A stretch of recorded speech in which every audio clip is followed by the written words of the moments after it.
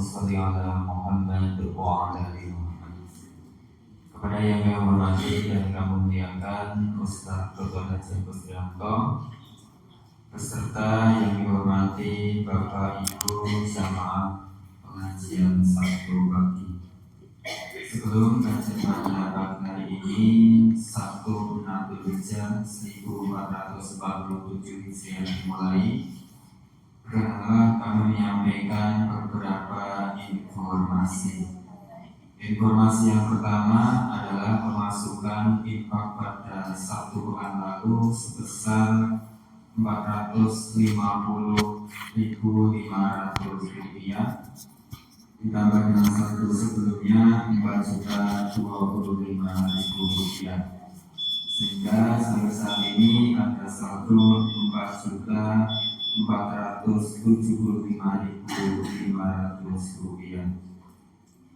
Kemudian untuk pemasukan wakaf sebesar Rp478.000, ditambah dengan saldo sebelumnya Rp7.814.500, sehingga sampai saat ini untuk saldo wakaf masih ada sebesar Rp8.292.500. Informasi yang kedua adalah insya Allah pada Sabtu pekan depan memasuki 13 Dzulhijjah, kita pengajian pada Sabtu pagi diliburkan. Insya Allah informasi demikian yang dapat kami sampaikan. Ada kurang lebihnya mohon maaf. Wassalamualaikum warahmatullahi wabarakatuh. Waalaikumsalam warahmatullahi wabarakatuh.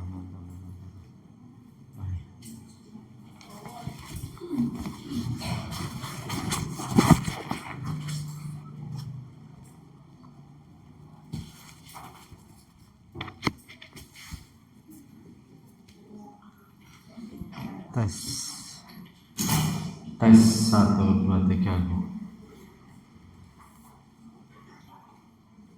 Bapak Ibu semuanya, kita mulai pengawasan wonten enjang menika. Assalamualaikum warahmatullahi wabarakatuh. Alhamdulillahi rabbil alamin. Alhamdulillahilladzi amarna bi iqamis shalah wa ita'iz zakah wa shaumi ramadan wa hajjil baiti man istata'a ilaihi sabila. Assalatu wassalamu ala nabiyyina Muhammadin sallallahu alaihi wasallam, akhirul anbiya'i wa khatamul mursalin, alladzi la yantiqu 'anil hawa in huwa illa wahyu yuha. Amma ba'du, fa ya ayyuhal muslimun wal muslimat rahimakumullah. Para jamaah pengajian semuanya, mari kita awali dengan membaca ta'awudz dan basmalah. A'udzu billahi minasy syaithanir rajim. Bismillahirrahmanirrahim. Ya, Bapak Ibu semuanya, insya Allah pada pertemuan ini kita akan selesaikan untuk bab asrarul haji, rahasia-rahasia haji. Jadi nanti ada beberapa bagian yang tidak akan kita bahas secara mendetail karena itu menika perkawis ingkang sangat teknis, artosipun bagaimana cara masuk kota Mekah dan sebagainya. Insya Allah menika Bapak Ibu badhe tindak haji atau umroh nanti juga ada bimbingan manasik dan langsung dikawal ya. Jadi kita lewati beberapa hal yang niku sifatnya sangat praktis, sangat teknis, tegesipun menika tuntunan sambil nanti berjalan. Pada pertemuan yang lalu kita sampai pada bahwa ada 3 macam haji, yakni ifrad, qiran, dan tamattu. Jadi ifrad itu huwal afdal, yang paling utama, yakni berhaji, setelah berhaji itu langsung dilanjutkan dengan fa'idha faragha kharaja ilal khili wa akhrama wa atamara. Jadi kalau sudah tahallul kemudian ikhram lagi dan umrah. Nah, itu haji dan umrah. Jadi malah hajinya dulu. Memang perintahnya wa atimul hajja wal umrata. Jadi haji dan umrah dalam satu kali itu namanya ifrad ya. Nah, kemudian qiran itu bersama-sama sejak umrah sampai haji tidak copot pakaian ihram ya. Yang ini sangat sulit. Yang dilakukan orang Indonesia tamattu, jadi ihram umrah kemudian istirahat menjelang haji kemudian baru mulai lagi ihram lagi. Maka seperti kemarin saya sampaikan, tamattu itu dari kata-kata faman tamatta'a bil umrati. Jadi mataun itu kenikmatan, tamattu itu artinya rileks ya. Haji yang rileks karena kita itu jauh. Jadi sulit kalau kita itu mau qiran atau mau ifrad. Kita lanjutkan itu yang kemarin. Wa amal mahduratil hajj, itu mahduratil hajj itu hal-hal yang membahayakan atau membatalkan gitu ya. Itu ada dimulai 91 ya. 91 masuk 92 ya, halaman 92 untuk yang fotokopian mulai dari situ. Wa amal mahduratil haji wal umrati fasitatun, adapun yang menjadi gugurnya, menggugurkan, membahayakan ya dari haji dan umrah itu ada 6. Labsul qamis wasarawil wal khuf wal amamati. Jadi memakai pakaian ya, qamis, memakai pakaian dan celana yang berjahit itu yang memang tidak boleh.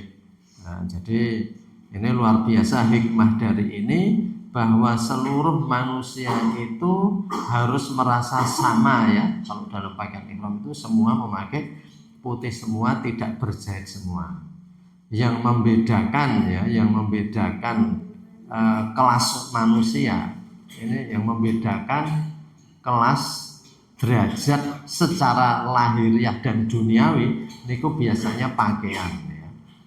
Kita menilai orang itu terkadang pakaian. Kalau pakaiannya bermerek dan mereknya itu kelihatan, itu sudah kemudian orang itu juga merasa ya. Terkadang merasa bahwa dia itu sudah lebih tinggi dari yang lainnya karena pakaiannya. Delok kanan kirinya, sampingnya, wetan kulone pakaiannya kok reneng merek ya, ngoten niku njur.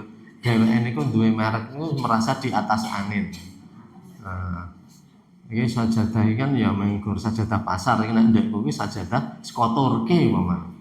Ning kabeh njur jenenge sajadah Turki. Made in Turki walaupun ngoten. Pakaian-pakaian keduniaan itu kan terkadang menjadikan manusia itu merasa lebih tinggi dari yang lain. Maka dalam pakaian ihram itu semua sama. Tidak boleh berjahit karena penjahit itu sendiri juga menentukan mahal murahnya.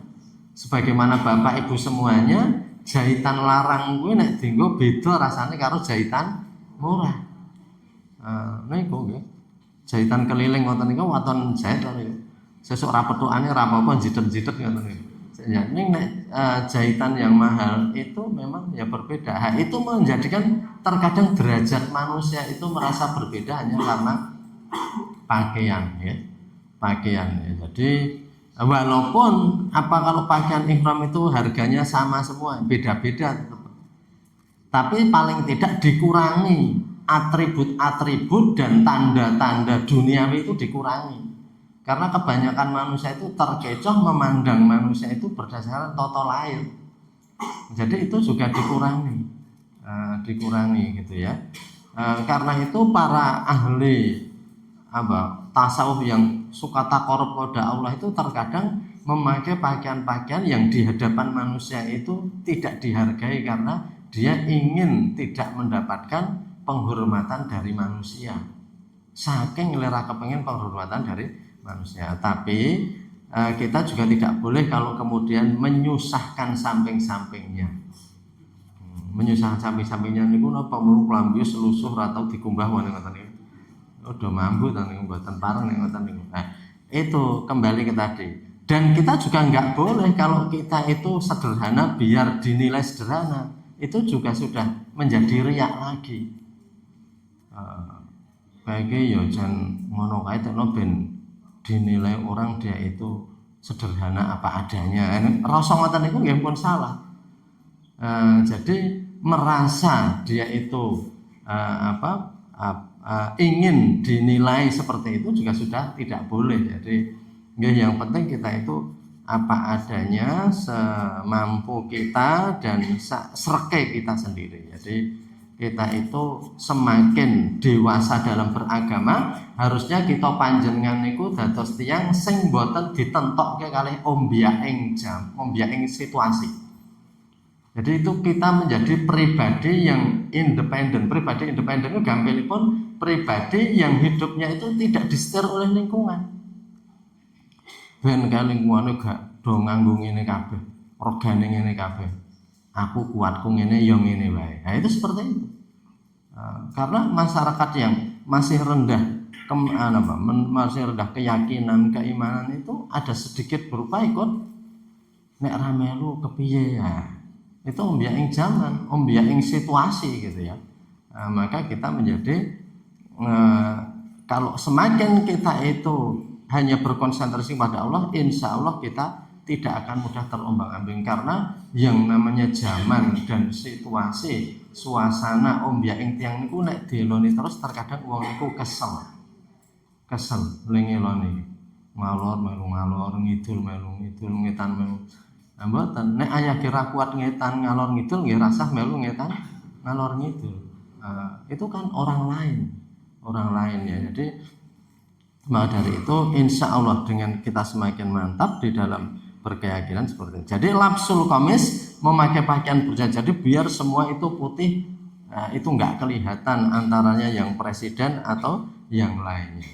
Mungkin yang namanya presiden atau raja itu atributnya kan banyak sekali. Nek pangkat ya pangkatnya akeh banget, lambang-lambang warna-warna itu. Niku akeh banget. Jane awake dhewe ya iso tuku nang pasar dhewe ngoten ya iso. Ini artinya orang itu antara lain memandang dirinya hebat itu berdasarkan atribut yang ada. Roh Gusti Allah sedekake kabeh kuwi. Mlebu nang Masjidil Haram kabeh tetel. Kabeh tetel. Semua sama. Nah, itu ya hikmahnya. Tidak boleh pakai pakaian berjahit. Asani yang kedua at-tatayyub, yakni dengan memakai sesuatu yang serba indah tapi diterjemahkan itu wangi-wangian.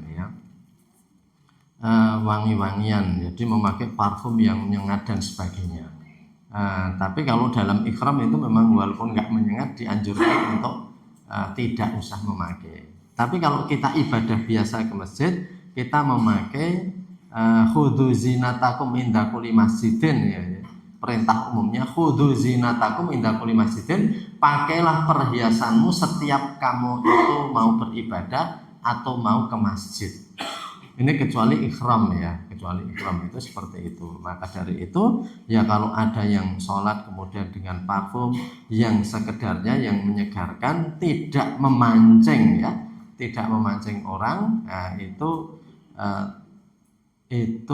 termasuk yang disunahkan. Khudhu zinatakum inda kulli masjidin. Malah Bapak Ibu asring pinanggih tau nek umpamane tiang-tiang Arab atau luar negeri ada yang kalau mau sholat niku mboten menggur pakaian ning tangane nggih di parfum, dadi salaman niku awake dhewe tilase manis ya wangi ngoten niku. Nah niku ya karena dalam rangka seperti itu. Khudhu zinatakum inda kulli masjidin. Itu tatoyub, tapi itu untuk pas haji umrah itu dilarang. Yang asalih al-haqqu wal qalam. Jadi itu adalah ini ya, mencukur ya, al-halqu wal qalam. Jadi wa fi maf al-fidyah wa ya damusat la ba'sa bil haqli wa dukhulil hamam wal fasdu wal khijamah wa tarjili sya'r. Jadi di situ itu ada apa? Ya bangsanya motong kuku dan sebagainya ya, itu dilarang ya, memotong anggota tubuh dan sebagainya. Wal jima, yakni hubungan suami istri. Yang keenam qatlus shaydul bari, ini cepat saja karena ini masalah-masalah yang insya Allah kita juga akan senantiasa dijelaskan ketika menjalankan. Qatlus shaydul bari, membunuh buruan darat. Ini mayakula wa ma huwa mutawaladun minal halal wal haram. Jadi mayuk kalau baik itu hewan-hewan yang dimakan atau tidak, itu kita dilarang membunuh.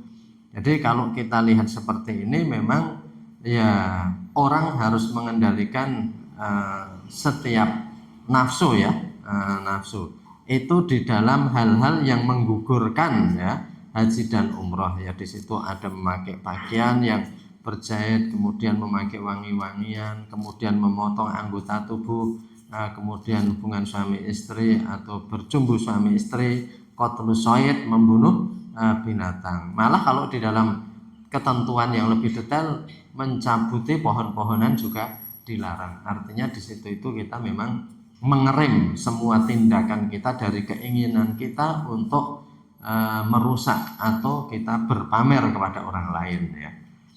Ini selanjutnya faslu tartibul a'mal adh-dhahira min awali safar ila rujuk ilal watoni wa ya asyratu jumalin. Ini pasal selanjutnya, jadi ini agak cepat ya untuk menyelesaikan bab haji ini, adalah ketertiban amal yang nampak min awali safar, dari semenjak kita itu berangkat bepergian sampai nanti pulang. Nah menika seperangan ugi penting sinaosa menika kagem tindak haji menapa ingkang kedah dilampahi menjelang berangkat sampai pulang ya. Tapi ini juga sebagian penting untuk pelajaran kita safar, bepergian ya. Bepergian jauh.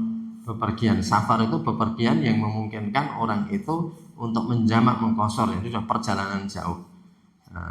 Mboten mingpamanipun riki medari, riki tempel, itu artinya perjalanan yang jauh. Di situ itu ada adab-adab dalam berangkat haji dan itu bagus untuk kita ambil pelajarannya.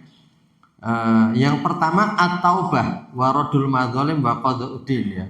Sebelum orang berangkat itu harus bertaubat, mengembalik waradul madzalim, dia itu minta maaf apabila pernah berbuat kezaliman, kemudian qada'udduyun, melunasi hutang-hutang dan menyiapkan perbekalan. Kalau ada titipan-titipan diselesaikan. Bapak Ibu, zaman dulu orang pamitan haji itu luar biasa.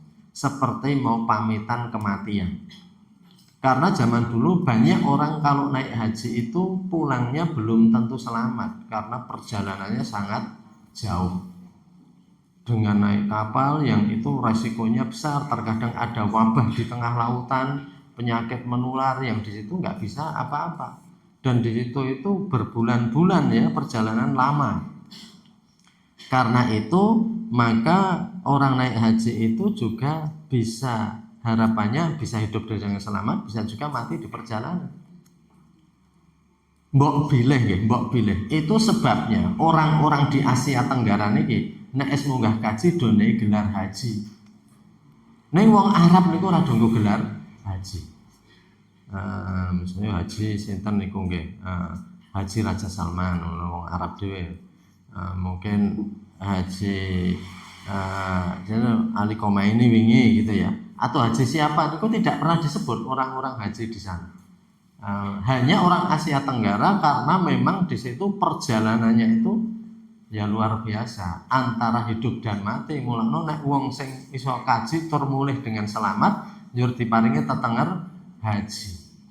Karena ya memang seperti itu, mbok bilih loh, itu dugaan kita bahwa itu sebagai sebutan karena memang dia itu bisa pulang dengan selamat. Ya kalau hari ini haji itu ya insya Allah sudah banyak kemudahannya. Tapi zaman dulu betul itu, apalagi seperti di daerah Madura di mana pamitan haji itu sudah seperti mengantarkan antara nanti hidup atau mati, kayak pamitan kematian. Amargi tindak haji ketika itu memang hal yang luar biasa kesulitannya. Namun saat menikah sampun gampil ya, sampun gampil. Sehingga sekarang juga sudah banyak orang nggak usah disebutkan hajinya juga nggak apa-apa. Mungkin zaman dia tasih wong nek ra disebutke iso tersinggung. Terus antarane toh nyawa tekan kono kene kok tekan omah tetangane mboten disebut ngoten niku. Nek sebenarnya kalaupun enggak apa-apa karena orang yang lain juga enggak pernah disebut. Apalagi seperti Umar bin Khattab, Abu Bakar nggih mboten nggo Al-Hajj nih ya. Al-Hajj Umar bin Khattab atau Abu Bakar yang mboten. Jadi menjelang berangkat itu taubat rodul madzalim. Ya orang yang bepergian jauh memang baiknya juga begitu ya. Jadi kalau ada hutang, ada berbagai macam diselesaikan ya. Siapa tahu kita itu memang tidak kembali lagi kan.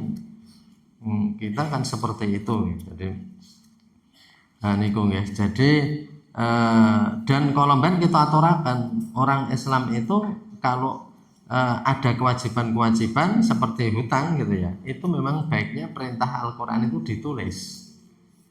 Nek mboten ditulis kudune ada saksi atau yang ngerteni tiyang senes. Supados napa? Supados mangke nek enten napa-napa niku enten ingkang menyelesaikan.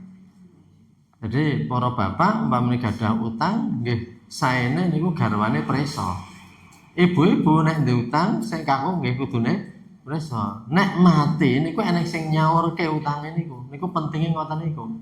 Mergane nek utange urung kesaur niku tekan akhirat mangke tasih disuwuni tanggel jawab. Nek resikonya berat. Nek sing ngutangi leli njur pripun? Nek ra ning segi ra ning catetan. Sing ngutangi niku leli. Ning arang ya ngutangi leli niku arang. Nek utang leli niku akeh.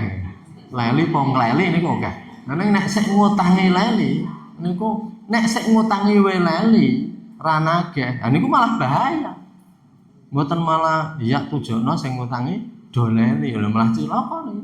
Mangke nang akhirat ditagih. Mula nek utang niku kudu omong malah. Mboten nek utang rahasiake aku jane ndek utang aku ora omong bapakne. Lha malah kleru. Kudune Pak iki utang lho nang warung iki.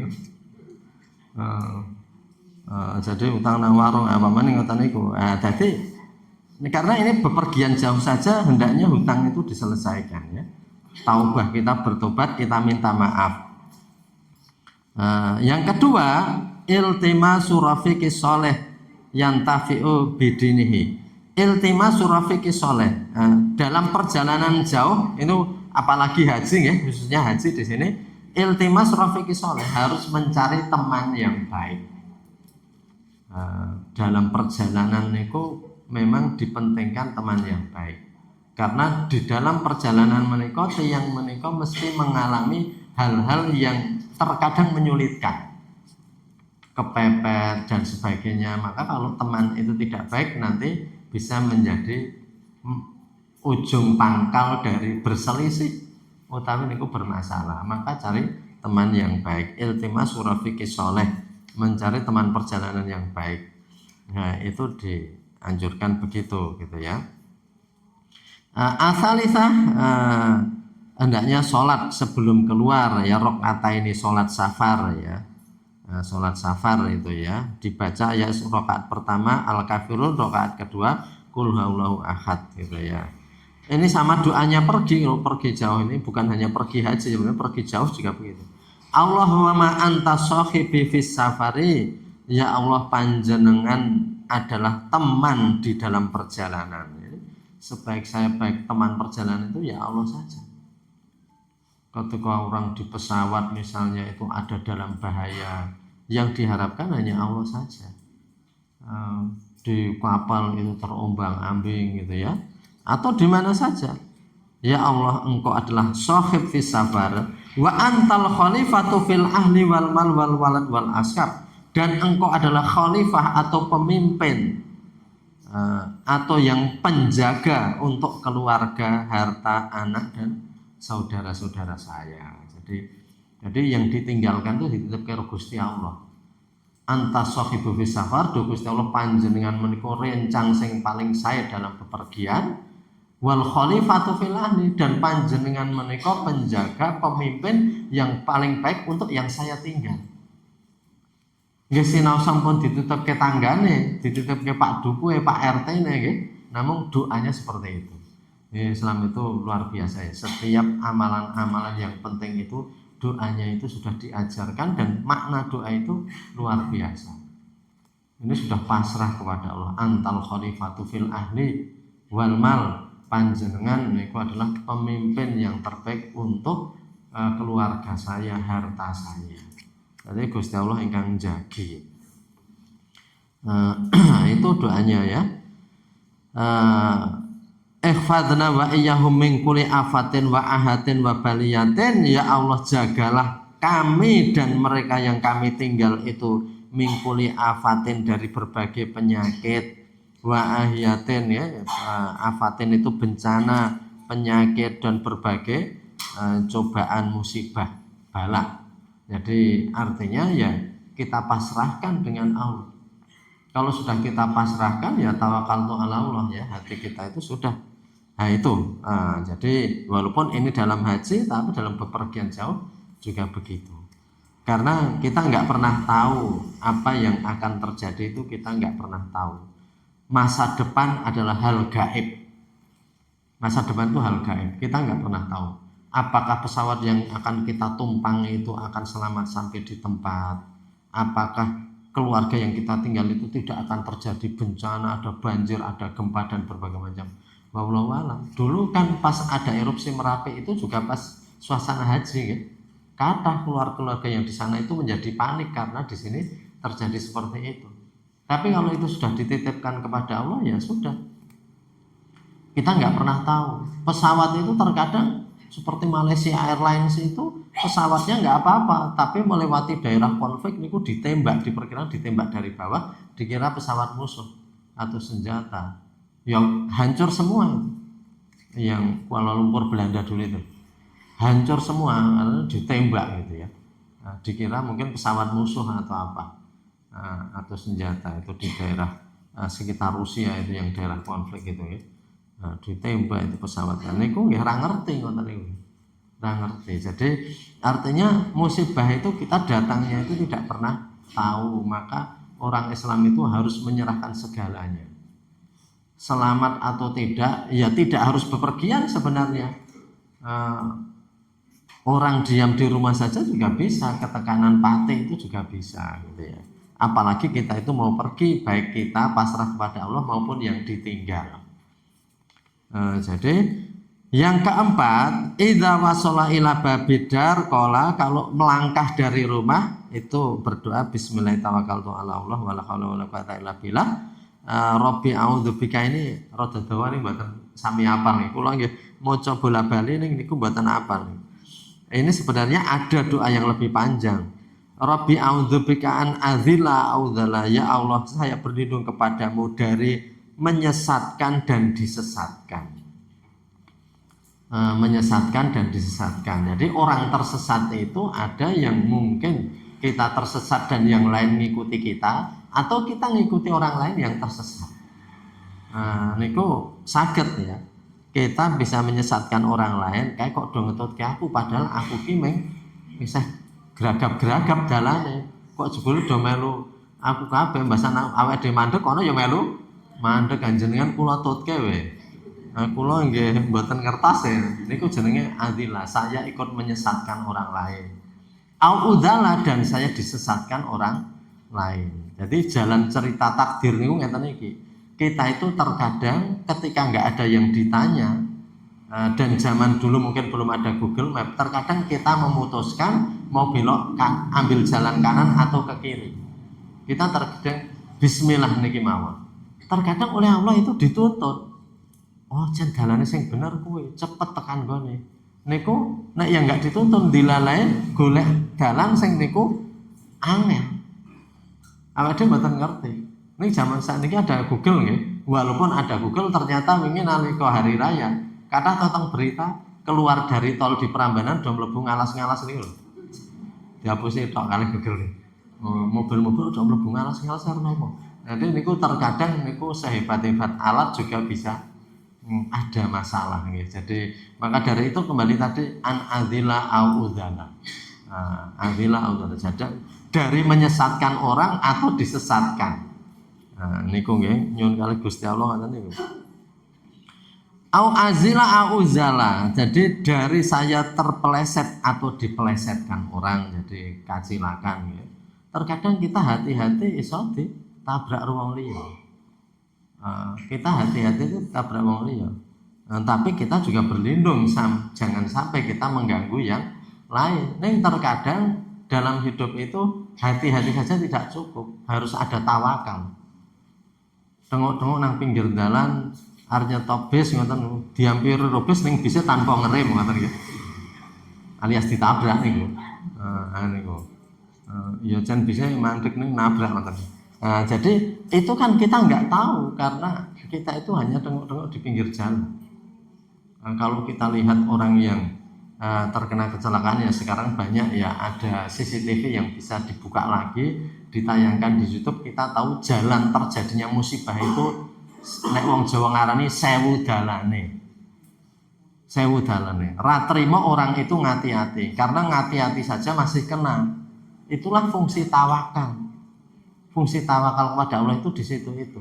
Sehingga Allah itu nanti menjaga.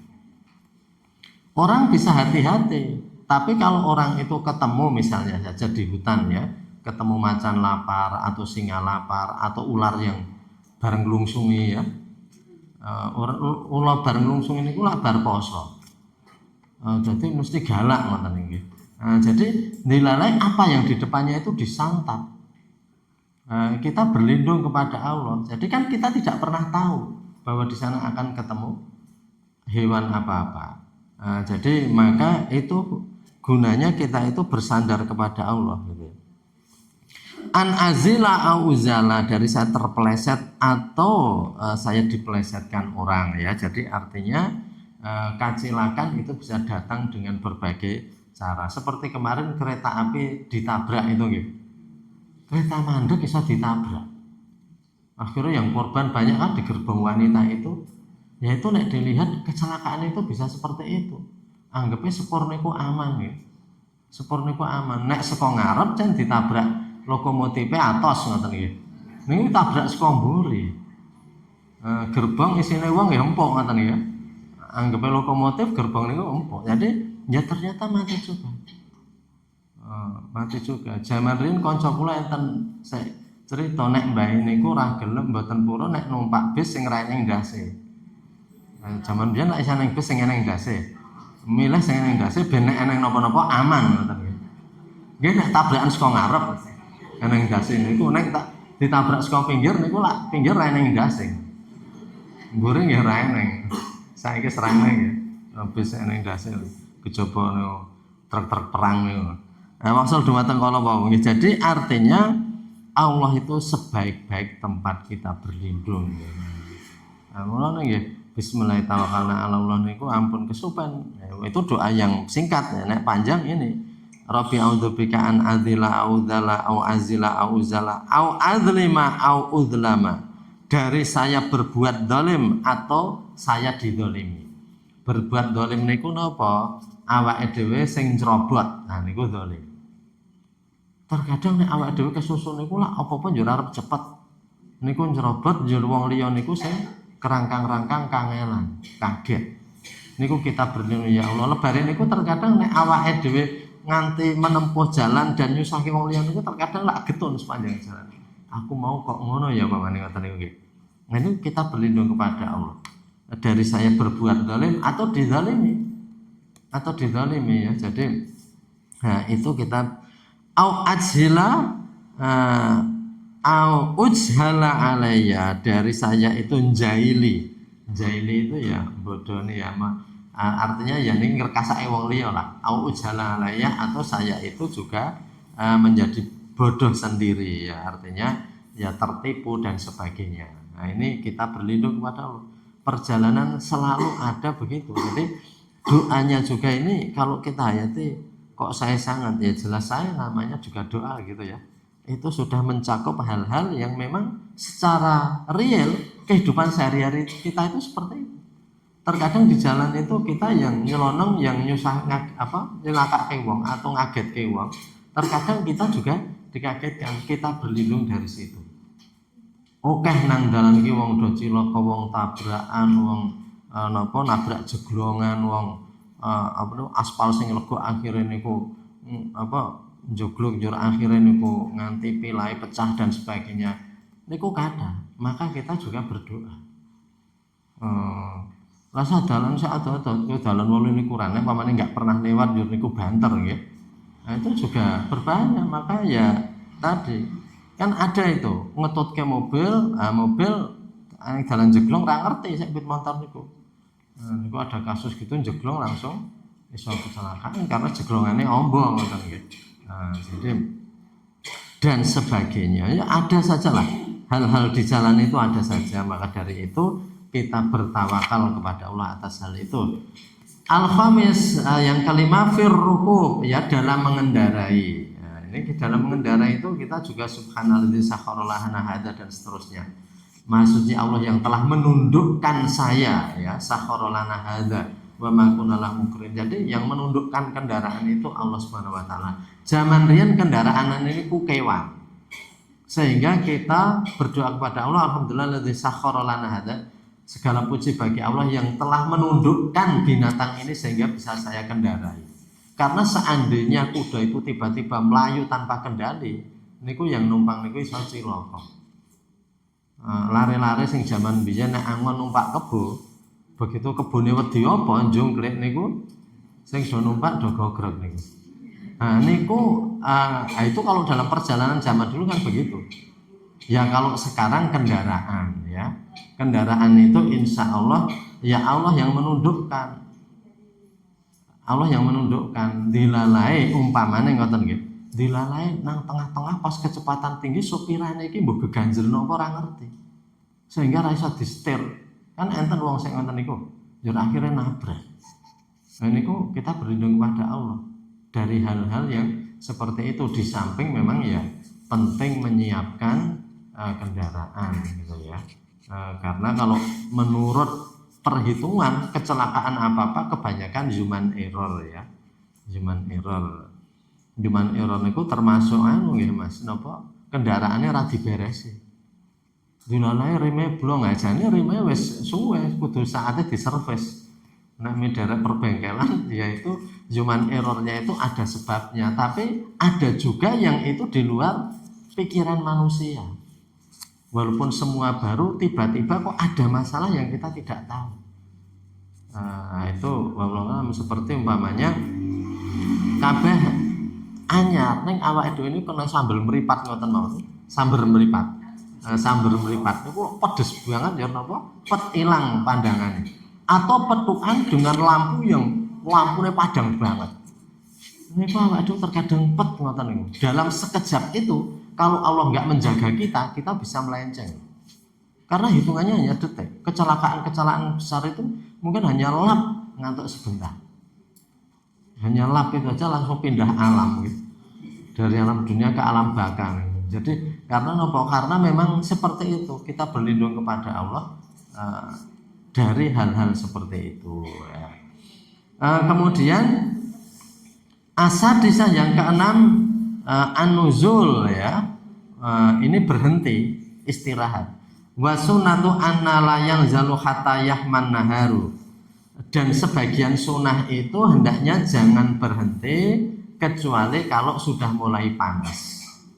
Itu di sana itu memang suasana itu padang pasir ya dulu. Jadi kalau siang hari itu panas sekali. Kula pun nate ngaturke. Kula gadah rencang saking Irak niku, kula cerita nalika kula tangkleti nek hawane teng Yogya pripun lak niku le jawab enak sekali. Hawa di Jogja itu enak sekali padahal kita pun ngrasake teng Yogya niku panas nek awan. Ning dheweke ngomong kalau di negaranya niku nek pas teng aspalan ngoten niku di siang hari yang panas bisa 60 derajat. Lho 60 derajat lho Bapak Ibu. Awake dhewe niku do sambat panas wingi niku menggur 29 31 barang niku pun do sambat panas. Niku ngantos 60 derajat. Maka di sini dan tidak berhenti sampai ketika siang itu mulai panas. Jadi teng mriko pancen kalau panas kemudian berhenti. Jadi di banyak tempat di Timur Tengah niku pasar niku nek awan tutup. Mergane panas banget. Wong rada lunga proyek-proyek dindeke nek tengah awan niku. Mangke diteruske malih rada eyub. Waduh saya kepenak banget siang mon bisa tetap iso do mangkat lunga kapan mawon. Teng mriko niku mangke pasar-pasar siang tutup, sore buka lagi sampai malam. Proyek-proyek jadi banyak orang terkena stroke. Stroke-nya itu heat stroke. Stroke karena terlalu panas cuacanya. Jadi pembuluh darah itu bisa pecah karena panas yang luar biasa. Mula awake dhewe niku terkadang nek awan-awan lunga nggo helm lebare mumet nggih. Mergane sirahe kaya di-open niku. Teng lampu merah niku panas banget. Kula nggih sok ngoten niku. Kok mumeti napa ta? Oh, mau lunga nek teng kota niku siang hari kena yang panas kepep helm nggih niku. Jadi itu. Maka dari itu di sini disunahkan juga untuk tidak berhenti sampai menjelang panas ya. Ketika panas itu berhenti. Maka Nabi itu di sana ini Nabi itu menganjurkan alaikum bidujlah. Sebaiknya kamu itu kalau bepergian itu di malam hari. Artinya berangkatnya itu saya gasik. Fa'inal ardot tatwi bil laili, karena sesungguhnya bumi itu mengkeret kalau malam. Malah tatwi bin nahar, sesuatu yang itu tidak terlipat. Jadi bumi itu seperti terlipat kalau malam. Ini ada bahasa sanepo bahwa bumi itu seperti dilipat oleh Allah kalau malam. Kene Jakarta ini cepat tekan kalau malam. Makanya ya bis malam, skor malam gitu ya. Itu karena kalau malam itu cepat. Jadi Nabi sendiri juga menganjurkannya begitu, perjalanan jauh itu malam ya. Fa'inal ardh tatwi bilaili, karena bumi itu kalau malam itu akan melipat, jadi itu akan menjadi cepat. Karena apa? Karena itu perjalanan nggak banyak hambatan. Coba nek awan enten pasar mon mangga madeg wis suwe. Dadi ini niku kalau siang itu bisa lama sekali. Ya niki Nabi ketika itu menyampaikan seperti itu. Asabiah ayahdarul masya wahdahu khifatal ightiyal, dan ayahdarul masya wahdahu, hendaknya dia itu berhati-hati untuk berjalan sendirian. Nek tenggen basa Jawa niku eneng sanepa nggih. Nek wong siji lungan ra eneng kancane jenenge napa? Badang lelaku. Keneng badang lelaku kae. Kalau ada halangan di jalan, halangan dari binatang atau orang jahat selesai. Karena memang sendiri badang lelaku. Jadi nek wong siji mlaku lungan ya, lungan itu ijen. Ini maksudnya lunga adoh iki, lunga dalam safar ya. Maka di kitab ini juga sebaiknya hati-hati kalau pergi itu sendiri, khifatal ihtiyal, hendaknya takut, dikhawatirkan ada pembunuhan yang terencana atau pembunuhan dengan tipu daya. Jadi apalagi zaman dulu di padang pasir ya, nah itu nggak ada wong wing di sana itu. Kalau perjalanan ya nggak ada orang, di tengah jalan itu dirampok orang itu selesai. Atau di tengah jalan juga ada angin yang bisa angin koyo lesus di padang pasir itu juga itu sudah membahayakan. Saya dulu diajari sama guru sejarah saya di tempat yang namanya Hadramaut, katanya itu ya. Katanya guru saya dulu, Hadramaut itu hadoro datang, maut kematian. Jadi nek dulu nang Hadramaut itu banyak tempat-tempat yang bahaya sehingga di situ itu akan terkena kematian, maka namanya Hadramaut, datang kematian. Nah ini enten lari saking zaman itu kula takoni betul yang namanya Hadramaut itu dari bahasa hadoro dan maut. Enggak katanya. Kula mboten ngerti. Sing tenan kepripun ning apa itu hanya nama saja atau memang maknanya begitu. Wallahu a'lam, dadi cerita ngoten nggih. Tapi kembali ke tadi bahwa di kitab ini juga dikatakan hendaknya berhati-hati kalau berjalan sendirian. Bahasa Jawa ini kalau kita aturakan itu badang lelaku. Karena itu ya sebaiknya ada teman, khifatal ihtiyal. Jadi ini kemudian ketika jalan naik, jalan turun itu ada doanya dan seterusnya ya. Jadi itu beberapa akhlak dalam perjalanan ya. Walaupun ini perjalanan haji, tapi perjalanan biasa juga itu baik untuk dilakukan gitu ya. Jadi di sini kalau jalan naik maka akan mengatakan Allahumma lakas syarafu ala kulli syarfin wa dzalikal hamdu ala kulli hal gitu ya. Kalau kemudian kalau itu iya, kalau turun nanti mengucapkan subhanal malikil kudus dan seterusnya. Nah, ini doa-doa seperti itu ya, itu semuanya bentuk kepasrahan kita kepada Allah gitu ya. Jadi ini penting ya, adab dalam safar itu penting ya, kita itu untuk banyak mendekatkan kepada Allah, karena perjalanan itu, kalau zaman dulu perjalanan itu memang dikatakan oleh Nabi as-safaru qit'atun minal adab, yang namanya bepergian itu adalah serpian dari siksaan. Jadi banyak hal-hal yang mungkin menyusahkan dan sebagainya. Bapak Ibu semuanya, itu terkait safar. Kemudian terkait dengan tawaf, kemudian ada sa'i, kemudian ada wukuf, ada bercukur. Itu di situ disampaikan. Tetapi intinya Bapak Ibu semuanya, di dalam tawaf itu di situ ada penghormatan kepada Sayyidatuna Hajar, kepada Nabi Ibrahim. Maka di situ ada tempat yang namanya Maqam Ibrahim. Di situ ada tempat yang namanya Hijr Ismail, di mana Siti Hajar itu di situ dulu tinggal bersama Ismail, yang ketika Ismail kehausan maka berlari-lari untuk sa'i. Itu semuanya menunjukkan bahwa kita harus mengulangi napak tilas cara-cara yang dilakukan para nabi dan para orang-orang soleh dulu, sehingga di situ mengenang Sayyidatuna Hajar yang ketika itu ditinggal di tempat yang panas, nggak ada apa-apanya. Kemudian harus sa'i, lari ke sana kemari karena mencari air. Kita semuanya bisa menghayati ya, itu masih dengan bayi yang merah harus berjuang seperti itu. Dan oleh Nabi Ibrahim dikatakan yaitu Allah lah yang memerintah, sehingga dititipkan kepada Allah. Kemudian tawaf juga di situ itu ada Hajar Aswad yang dulu sudah kita sampaikan, yang di situ itu banyak sekali hikmah. Wukuf di padang Arafah, itu Arafah itu mengetahui, sehingga di Arafah itu orang harusnya iktiraf, mengevaluasi diri, dosa-dosanya diingat-ingat, sehingga dimohonkan ampun kepada Allah, dan merasa bahwa manusia bukan apa-apa.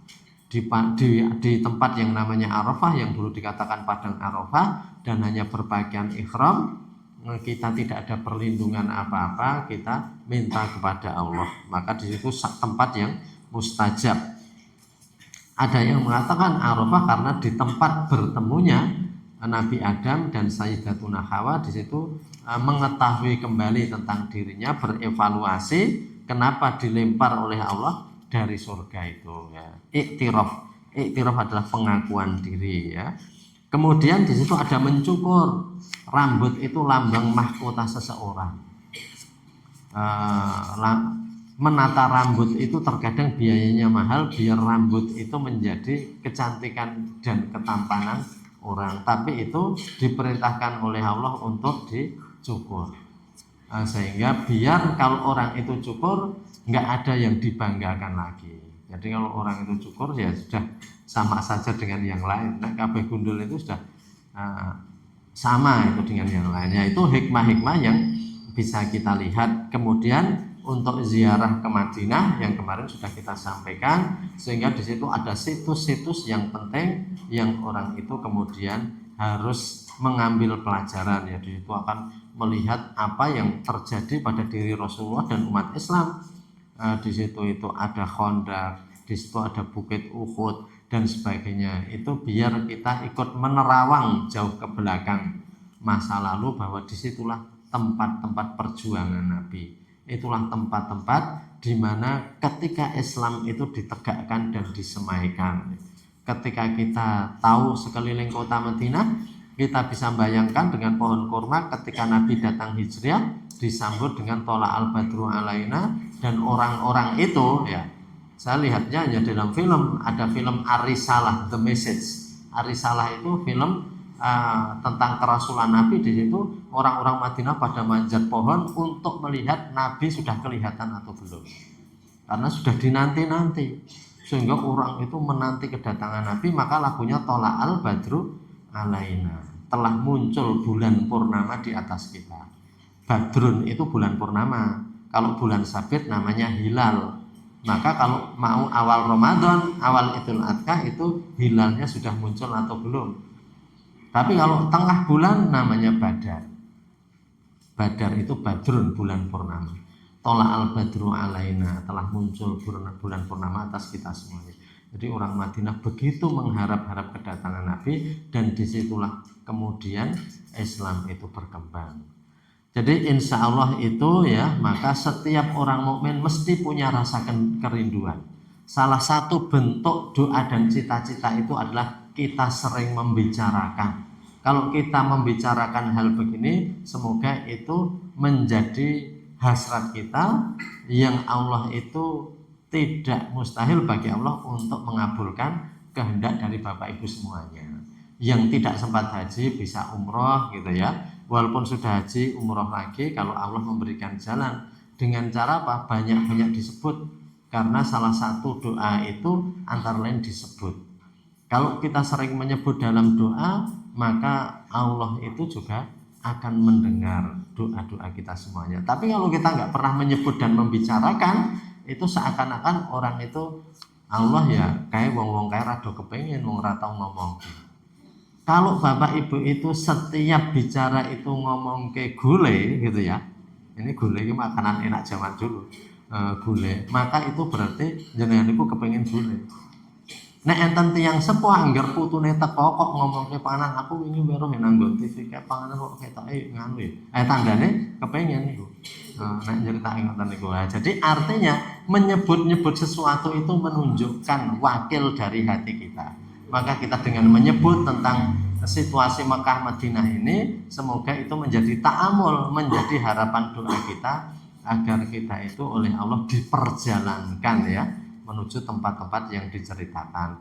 Makatan Bapak Ibu semuanya untuk bab Asrarul Haji, dan insya Allah 2 pekan yang akan datang, karena besok itu masih hari tasyrik ya. Sabtu besok itu masih hari tasyrik, dan terkadang di pantai ini juga ada donatur yang datang ingin menyembelih di sini umpamanya. Yaitu maka selama hari tasyrik itu terkadang ada hal-hal begitu, sehingga memang biar kita libur dulu untuk hari tasyrik gitu. Kita sambung lagi pekan berikutnya. Mekatan lan saestu menika sampun menjelang nggih acara puncak Arafah bagi yang haji. Monggo sepindah malih kita doakan saudara-saudara kita yang sami tindak haji. Niki yang sering datang ke sini juga ada Pak Sarimen, Bu Endang, ada Pak Supri yang selalu datang ke sini dan sekarang baru haji, dan saudara-saudara lain yang tidak bisa kita sebutkan. Monggo sesarengan kita doakan, kita doakan. Allahumma ja'al hajjam hajjam mabruran wa sa'yam maskuran wa dzambam maghfuran wa amalan sholihan maqbula wa tijaratan lan tabur. Allahumma yassir umurahum wa sahil umurahum. Amin ya rabbal alamin. Monggo kita pungkasi kanthi doa penutup majelis. Subhanaka Allahumma bihamdika asyhadu an la ilaha illa anta astaghfiruka wa atubu ilaik. Alhamdulillahirabbil alamin. Wonten kirangipun nyuwun pangapunten. Assalamualaikum warahmatullahi wabarakatuh.